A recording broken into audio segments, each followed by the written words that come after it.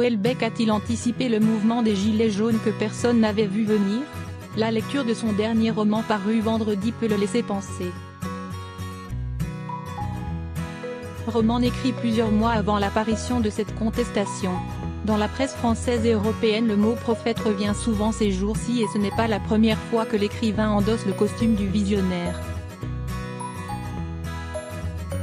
Depuis vendredi, les fans de Houellebecq se ruinent sur son dernier roman, Sérotonine, impatients de replonger dans l'univers sombre de l'enfant terrible de la littérature française.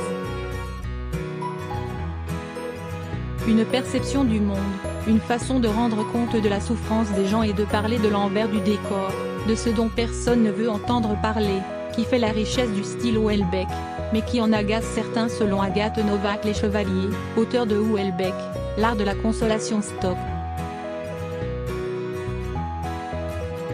Visionnaire?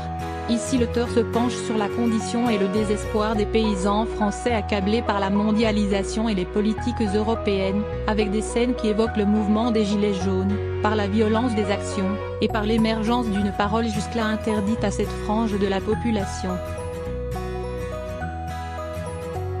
Deux précédents points. Le 3 septembre 2001 paraît Plateforme. Il y est question de tourisme sexuel en Thaïlande.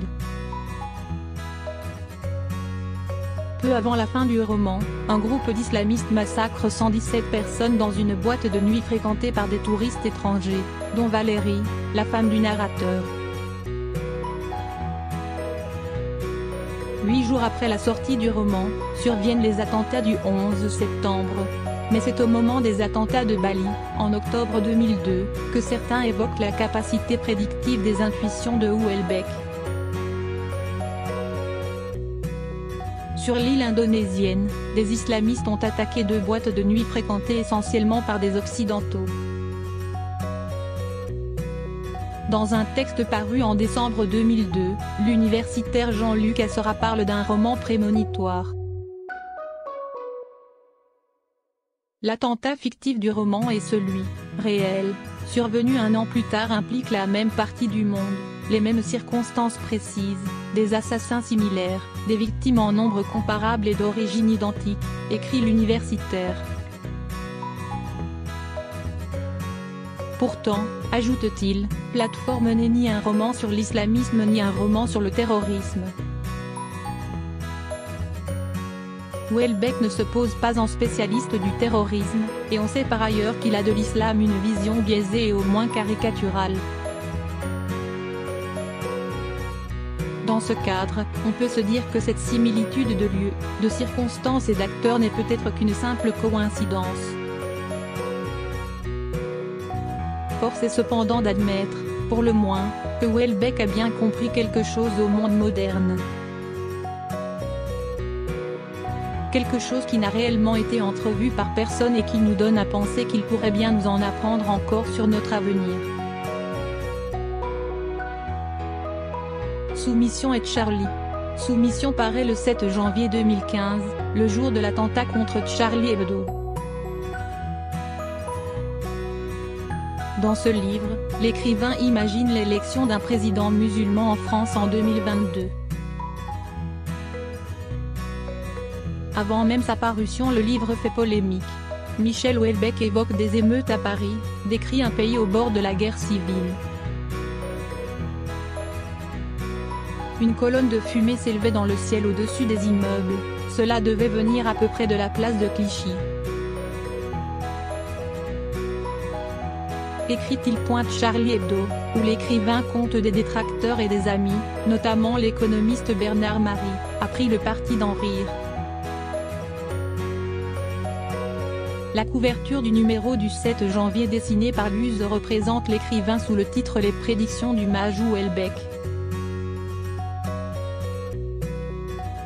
Caricaturé en 10 heures de bonne aventure, l'écrivain déclare « En 2015 je perds mes dents. En 2022, je fais Ramadan. » L'attentat qui fera 12 morts dont Bernard Marie, contraint Houellebecq à suspendre la promotion de son livre. 3 ans après, le journal satirique n'a pas perdu son sens de l'humour. Le prochain livre de Houellebecq sortira le 4 janvier. On s'abstiendra d'en dire du mal, la dernière fois, ça ne nous a pas franchement réussi. Ce qu'en pense Houellebecq. Entretien aux Inrecuptibles, 2005, à propos de plateforme, j'ai trouvé qu'on exagérait quand même un peu mes capacités prophétiques. Le fait que les musulmans allaient finir par réagir négativement au tourisme sexuel n'était pas très difficile à prévoir. C'était une prophétie mais pas une prophétie difficile. Entretien à la Revue des Deux Mondes, été 2015, si je regarde mes livres, je dirais que je constate, et puis après je fais des projections, qui ne sont pas des prophéties. C'est assez difficile à expliquer, la projection dans la science-fiction. On va prendre un cas typique, quand Orwell écrit 1984 en 1948 en Angleterre, il ne dit pas du tout que c'est ce qui va arriver. Il veut exprimer une peur qui est dans l'inconscient des Britanniques de son époque, qui est on va tous devenir socialisés et contrôlés.